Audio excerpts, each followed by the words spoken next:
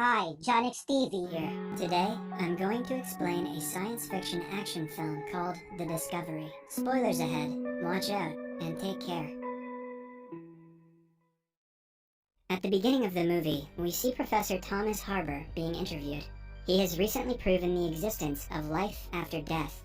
The interviewer claims that his discovery was dangerous because ever since his work was published, the suicide rate has been skyrocketing. He dismisses the claim by saying that such a crucial truth about human life had to be brought to the people, regardless of the consequences. Thomas has been able to capture brain wavelengths on a subatomic level, leaving a person's body when they die. This explains that a person's consciousness goes somewhere when they die. But the interviewer insists that since they do not know where consciousness goes, they cannot tell for sure if the afterlife exists. Thomas tackles the claim, saying that when a train leaves the station, we know it is going somewhere. She then brings up that many celebrities, athletes, and hundreds of civilians have ended their lives because of the professor and asks him if he feels responsible for their deaths. Thomas simply answers that he doesn't. Just then, one of the camera crew stands before Thomas and thanks him for the fresh start. He shoots himself dead right after. In a similar fashion, people have been committing mass suicide to restart a new life in the afterlife. It is now the second anniversary of the discovery. Thomas's son, Will Harbour, is traveling on a ferry, listening to a TV program talking about his father's discovery. As it turns out, the suicide rate has not decreased ever since. Will turns the TV off, making it clear that he is not proud of his father's work. A girl from the other seat startles him. They are the only ones on the ferry. She introduces herself as Isla, and Will comments that her face looks familiar. The two chit-chat for a while. The conversation turns to them talking about the discovery. Isla is a supporter of it, but Will exclaims that he doesn't believe in it. Isla claims that the discovery gives people a way to get relief from the sufferings in life, but Will stays adamant about his view. After they get off the ferry, Isla hitchhikes in a car, leaving Will at the harbor. His brother Toby comes to pick him up. The two drive to a huge mansion bought by their father. Thomas has built his new station in the mansion and has employed people who survived attempted suicides. Will is confused to see labs and machinery inside the house. Thomas has been conducting some kind of experiment. Will meets his father and bluntly asks him to stop all of this. He wants Thomas to tell the media that his discovery was false and stop the chain of mass suicides. Thomas laughs at his idea and claims that his discovery was 100% true and he won't lie to anyone. As it turns out, Will was the inspiration for the discovery. When Will was young, he had an accident and died for a minute. When he was resuscitated, he had told his parents that he saw flashes and a little boy in front of him. This provided Thomas with the idea that life after death might exist. Will blames himself for the deaths and wants his father to stop. After the conversation, Will goes outside to cool his mind, but just then, he sees Isla on the beach nearby. She seems to be packing her bags with weights. Isla wears the heavy bag and goes into the sea. Will realizes she is about to commit suicide and runs to save her. He goes into the water and manages to save her, but Isla is furious. He takes her to the mansion and asks Toby to take her in, since they help people who are suicidal. Toby agrees, but she will have to go through the questionnaire first. Isla is surprised to discover Thomas is Will's father. Thomas then conducts an interview with Isla, asking her questions about her life. Meanwhile, Will goes around the house and sees that it has been fully converted into an establishment with canteens and rooms for every patient. At night, everyone gathers in a room while Thomas presents something to them. He brings out a man with a device attached to his head and claims he has figured out a way to see the afterlife. Till now, the world only knew that our brainwaves leave for somewhere after we die, but now he has figured out a way to see where the brain wavelengths go. Will and the others are shocked. Thomas explains that with the device, they can see a video recording of the afterlife. Later, everyone is at Thomas's office. He wants to be the first one to be experimented upon, but he has to be dead for that. Hence, they decide to perform it on an already dead person, which they have to steal from the morgue. On their way there, Toby reveals to Isla that their mother committed suicide, and Will blames his father for it. At the morgue, Toby distracts the keeper, allowing Will and Isla to successfully steal a corpse of a man named Phillips. That night, Will and Isla sleep on a bunk bed together. Will tells her that his mother killed herself on the day of his parents' wedding anniversary. His father was never attentive, and she was left hopeless when Thomas didn't come out of his office on their anniversary. Will had found her dead body in the bathtub the following morning. The two talk for a while and sleep while holding hands. The next day, everyone is ready to perform the experiment. They attach the corpse's head to the device and hit a button.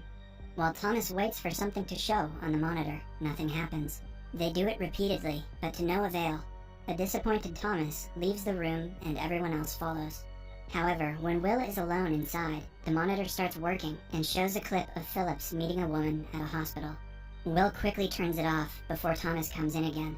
They have to let Phillips's body go for cremation, and Thomas asks Toby for a new corpse. Will and Isla take the corpse back to the morgue and leave it on the ground outside. All of a sudden, Isla kisses Will. The two are awkward later and do not talk on the ride home. Will cannot get the thought of the video out of his head. He has downloaded it to his laptop. After some research on the internet, he finds the hospital in the video. Will drives to the hospital and walks through the passage Phillips had walked. However, he reaches a dead end that was not in the video. A janitor informs him that there used to be a passage before the hospital was renovated a decade ago. Will realizes that the video could not have been from the future. He predicts it to be Phillips' memories displaying on the monitor. Later, everyone gathers at the mansion for a session when Thomas calls a patient named Lacey to the stage. Lacey has been speaking against the discovery and Thomas's new invention, claiming that it will cause more mass suicides.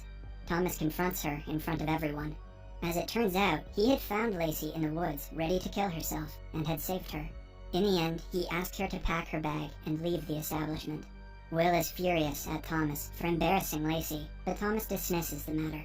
Later, Will shows Isla Phillips's video. The two go to the same hospital to investigate Phillips's case together. They find Phillips's father's file with his address on it. They believe that in the video, Phillips was visiting his father on his deathbed, and the woman he met was probably a relative. Later that night, Will has a chat with Toby, who tells him that Thomas has been working on this machine for their mother. Thomas is guilt-ridden because of his wife's death, and wants to know she went to a better place. The following day, Will and Isla go to the beach, where Isla tells him that her 5-year-old son had died by drowning at a beach because she fell asleep. That was the reason she wanted to die before Will saved her. The two then go to Phillips's house and meet his sister, who happens to be the woman from the video. She informs them that Phillips never came to meet her father at the hospital. None of his family likes him, as he had been awful to them. Will has noticed a tattoo of a lighthouse on Phillips's arm in the video, but the woman tells him that he had a wave tattoo instead. Will realizes the video is not Phillips' memory, but rather his afterlife. Phillips has gone back in time to correct his mistakes in life after his death. As it turns out, in the afterlife, people relive an alternate version of their life and get a second chance to make different choices. Will and Isla are surprised by the discovery. They are in their room when suddenly Toby barges in and calls them to see Thomas. Thomas has attached himself to the device to try to figure out the machine. He has suffocated himself and is on the verge of death. The monitor starts working again. This time, it shows Thomas on the night of his wife's death. It was their anniversary. He had not come out of his office that day, but in the video, he tells his wife that work can wait and has dinner with her. He had been given a chance to correct his mistake, and he did. Right after watching the video, they unplug the machine and bring Thomas back to life by electrocuting him with a defibrillator. Thomas is shocked and delighted to see his device work. It turns out that when a person dies, he goes back to a time in his life that he regrets the most and gets a second chance to make different choices. He gathers everyone in the house in the front yard and is about to tell them about the invention when suddenly a gunshot is heard. Lacey, who has been kicked out of the mansion, has shot Isla. She claims that she didn't kill her, just gave her a new beginning before being taken away by Toby. Isla falls to the ground and tells Will that she doesn't want to die anymore. Will is devastated when she takes her last breath in his arms. Sometime later, we see Toby and Thomas talk about Isla's family for a police report. Thomas decides to destroy the machine after seeing the impact it has on people. But when Thomas tries going inside his lab, he discovers that it is locked from the inside. Will locks himself in and attaches himself to the device.